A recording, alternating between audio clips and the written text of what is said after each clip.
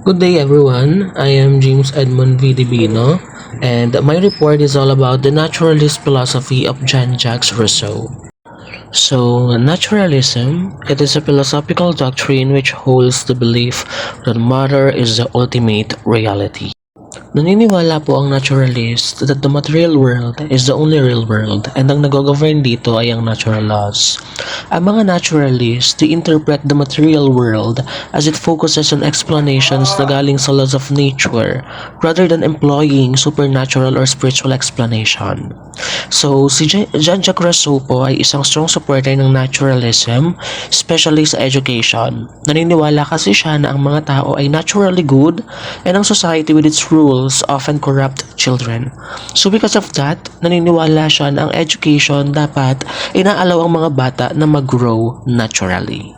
So if naturalism is applied to the field of education, since naturalism could have far-reaching implications, it will be nature as the ultimate reality.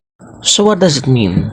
It is governed, sabi ko nga po kanina, ng natural laws, and that interpretations and explanations sa material world dapat ay galing sa internal laws. Then sa education, it is best kung ang mga bata ay na-encourage to learn with nature kasi yun yung magbibigay sa mga bata ng full freedom as they learn whatever they want.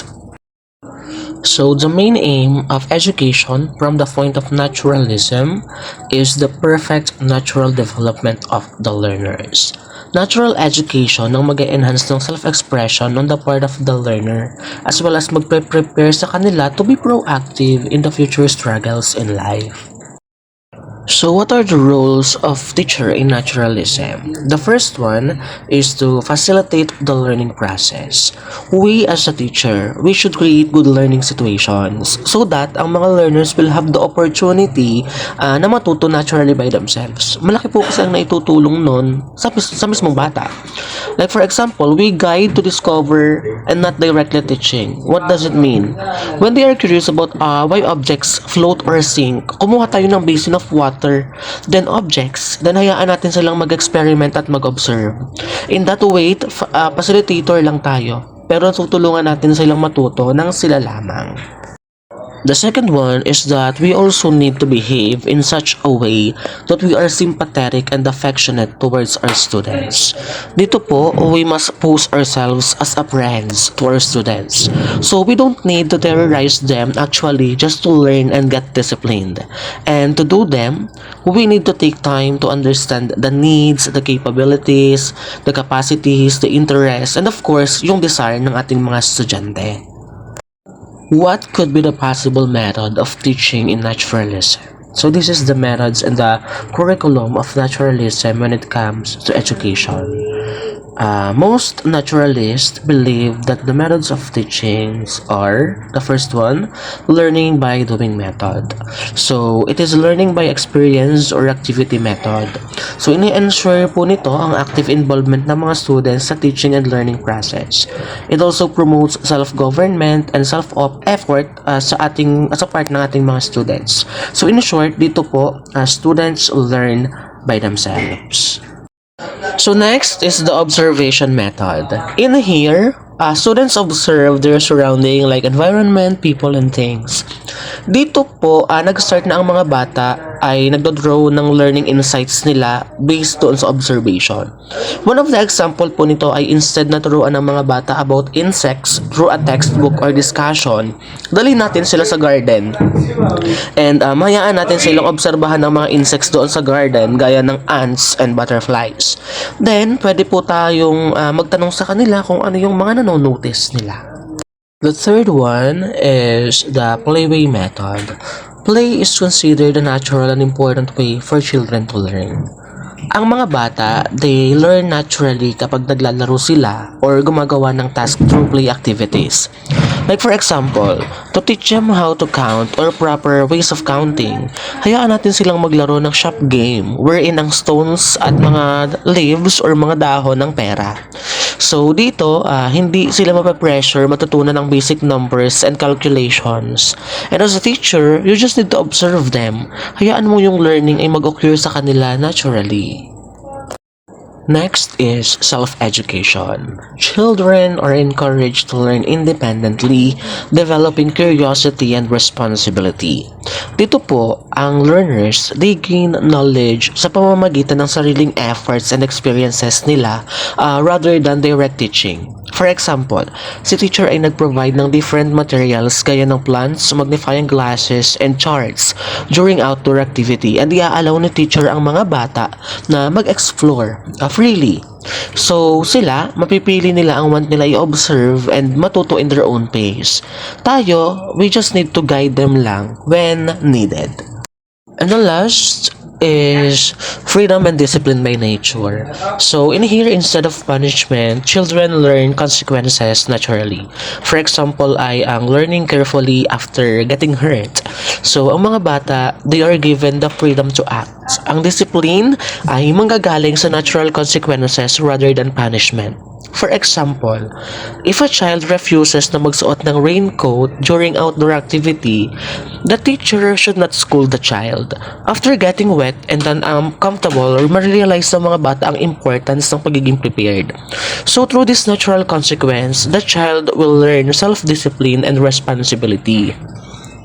So overall, ang curriculum sa educational naturalism dapat framed according sa needs, capacities, and interest ng mga bata. Ang curriculum sa educational naturalism dapat ay flexible so that teachers can change it anytime. So in conclusion, Rousseau's naturalist philosophy highlights na ang education dapat ay natural, free, and child-centered.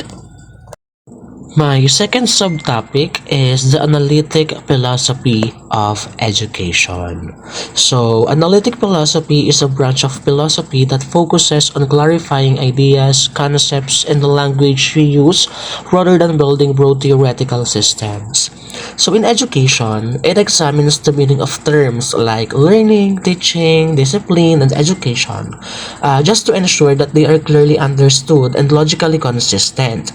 The goal is not to tell what education should be morally, but to analyze the concepts and language used in educational practice and, of course, in educational planning. How about the origin and influences? Analytic philosophy emerged in the early 20th century as a response to vogue or ambitious philosophical discussion. Philosophers like Wittgenstein, Bertrand Russell, and G.E. Moore emphasized logical analysis and precision in language. So in education, scholars applied analytic philosophy to clarify educational concepts, objectives, and methods because makakatulong yun sa mga teachers, administrators, and policymakers na ma-communicate effectively and think critically about the education itself. What are the key features of analytic philosophy in education? The first one is a focus on language and concepts. Analytic philosophers believe that many educational problems arise from confused or unclear terms. For example, terms like learning, knowledge, or discipline are carefully examined to ensure their precise meaning. The second one is aim of conceptual clarity. So dito naman po, the philosophy stresses logical and precise thinking. It encourages educators to define educational objectives ng mas malinaw kasi yun ang makakapag-reduce ng misunderstandings in teaching and of course in curriculum planning. The third one is emphasis on reasoning. Education dapat ang nagde-develop ng learners' critical thinking and rational skills. Pinapahalagahan po kasi natin yung knowledge not only for memorization but for being logically justified and well understood. And last is objective analysis of education. Analytic philosophy avoids subjective opinions or yung diverse opinion po natin. Mas focus sila sa pagiging objective ng educational statements, policies, and methods. Para kumbaga iisa lang yung sinusunod at ginagawa natin. Para yung outcome hindi rin po sobrang nagkakaiba-iba. So let's proceed with the role of teacher in analytic philosophy of education. In this philosophy, the teacher is a facilitator of rational thinking.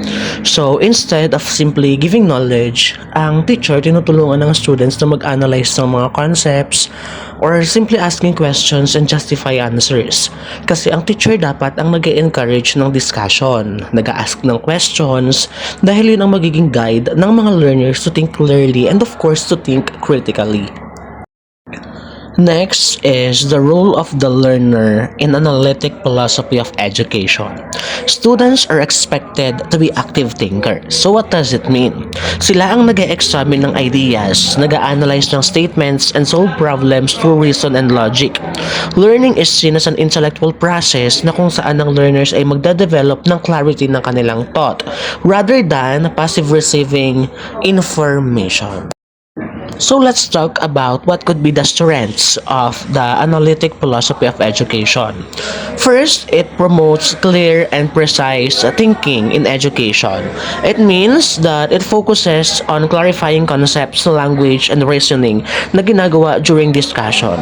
Itong approach po ang nag-encourage to have logical reasoning and critical analysis, helping not just an educators but also the students to communicate ideas accurately, makapag-evaluate ng arguments effectively, and magkaroon ng well-reasoned educational decisions. So next, it reduces ambiguity in educational objectives and policies. So sa pag-e-examine or pag-alam po natin clearly ng meaning ng mga educational terms and statements, yun po ang makakatulong na ma-ensure na ang objectives are specific, naiintindihan and measurable. This clarity allows teachers, administrators, and policymakers to have a shared understanding for fairness. The third one is encourages rational decision making for both teachers and learners. This approach po ang tumutulong sa mga teachers na pumili ng appropriate teaching strategies and ang mga learners ang magkakaroon ng informed judgments. So as a result, yung educational decisions ay based sa clear arguments at yun yung magli-lead to more effective teaching and responsible learning in the classroom. So last one for its strengths is that it supports the development of critical and independent thinkers. Instead po kasi of accepting information blindly, ang mga students are encouraged to think for themselves, to clarify meanings and justify their beliefs. This approach ang magfa-foster ng independence in thinking at mag-enable sa mga learners to make reasoned judgments and apply critical thinking skills across academic subjects. And more importantly, ay sa real life situations po ng mga bata. So, let's proceed with the limitations of the analytic philosophy of education. The first one is that it can be too abstract for young learners. Ang analytic education po kasi ay nagre-rely heavily sa logical analysis, precise language, and abstract reasoning na pwedeng maging mahirap para sa mga bata who are still developing concrete thinking skills. Ang mga young learners po kasi, mas naiintindihan po nila ang mga concept through hands-on activities. Whereas analytic philosophy focuses more on examining meanings and arguments. So as a result po, ang method po ng analytic education ay magkakaroon po ng problems para ma-meet ng mga younger students yung mismong needs nila. The second one is it neglects emotion, creativity, and values in education. Although yung approach po na ito strengthens clear thinking, minsan naman ay less ang attention na ibibigay sa feelings ng learners, sa kanilang imagination, sa moral development, and personal experiences na mahalagang part din ng holistic education. So as a result, education may become overly intellectual and technical, failing to fully nurture the students' emotional growth, creative expression, and value informations. Last is that it less focus on practical classroom activities and real-life applications. It is because analytic education ay nagko-concentrate more on sa theoretical analysis, sa concepts and logical reasoning rather than hands-on learning. So it may lead sa mga lessons that are more abstract and discussion-based, making it harder para sa mga bata na i-connect ang mga ideas to real-life situations. So as a result, learners may understand concepts intellectually, pero mahihirapan naman sila to apply them in practical tasks or everyday experiences.